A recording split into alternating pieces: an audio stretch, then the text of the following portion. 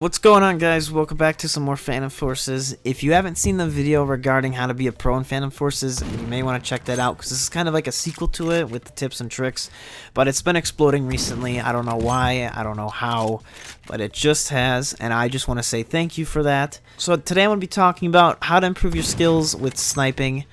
I was never a fan of using the recon class when I first started in the game, but some of these tips may improve your sniping skills, but it also may take a little bit of practice, as it has for me. It just depends on how fast you're able to comprehend some of these and just master them. So higher ranked players are most likely to already have their own tactics for sniping. So these are some of the biggest ones I took away from learning to snipe, and hopefully it can help you guys. So the first one being simply just swap out the default scope on your sniper for a regular sight that you would use on your primary gun. So as using just like a normal sight, one being the coyote sight, which in my case is my preferred choice since I use it on not only my primary gun but also essentially every gun I play with in the game. If you watch my videos, you can see I use the coyote sight non-stop. It's just my favorite sight to use, and I'm really comfortable using it. But trust me, playing with something you're used to versus not makes a huge difference when it comes to gameplay. So it's actually also really easy to aim with the sniper since you don't have to zoom in, look for the person, then shoot them a bunch of times, depending on what gun you use.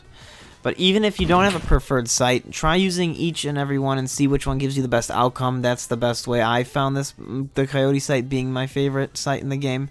I usually prefer dot sights, that's just my thing, but it's most likely different for every single player. So the second being to try using a Ballistics Tracker.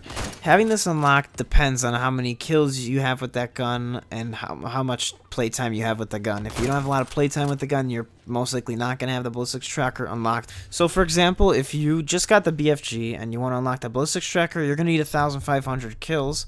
It's the same for every single gun. You need 1,500 kills to unlock the Ballistics Tracker. But if you don't want to get kills to unlock it and you just want to spend credits, somewhere in the ballpark of 2,000 credits, the easiest way to get credits is just to sell some skins in the game. So for those who are unfamiliar with what a Ballistics Tracker is, it's essentially an attachment that goes on your gun, and what it does is it actually marks the other team. It puts yellow markers above their head, and you can follow them around and see where they're at. So the third tip would be to strafe. Now, some people already do this while sniping, but some people don't even know what this is whatsoever, and some people just stand still when they're trying to snipe. But what it is you just move side to side, so press A and D constantly while you're zoomed into the scope, and what it does is it gives yourself an advantage as you're moving around instead of standing still, and it makes it harder for the guy on the other team to shoot you. It takes a little bit of practice for this one since you have to line it up just right when you try killing the other guy, but it's pretty simple on the other hand. So the fourth being to find a sniper that fits you best.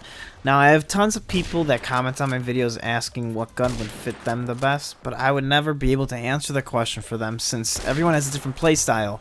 I like using guns that are just one-shot kills. Some people may like the Remington, for example, where I believe it's two-shot headshot kill. Again, it's just different for everybody, but it may be tedious at first to find a gun you actually like to use, but in the end it really does pay off because having a gun you're good with will just simply increase your KDR and help you become a better sniper. It's just simple as that. Nothing crazy, it's just find a gun that suits you.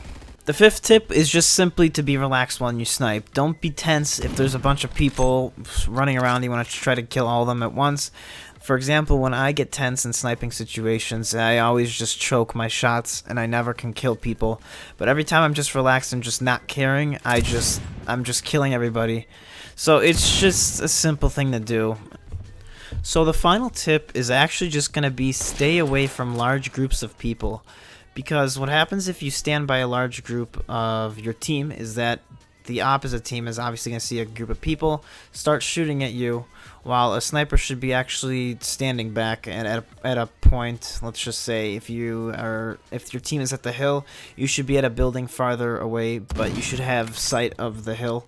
So just in case the opposite team goes and wipes your teams out, you're there as a spawn point, plus you're also there to support them if people start rushing in from the opposite team or whatnot. This is just a simple tactic in order to be a great sniper. Some people don't do that. Even for example in Capture the Flag, when your team is getting attacked and there's no one at your base, let's say we're in Metro, you can stand on the escalator and start sniping because the base for Metro is actually right in the back by the escalators of each side. So again, that's just a simple way to help you out with your sniping skills, and hopefully you can learn from these tips and tricks for people that are lower ranked. Again, let me know what you guys learned, if you guys learned anything, and if you already knew this stuff in the comment section. And as always, this has been Zach, and have a nice day.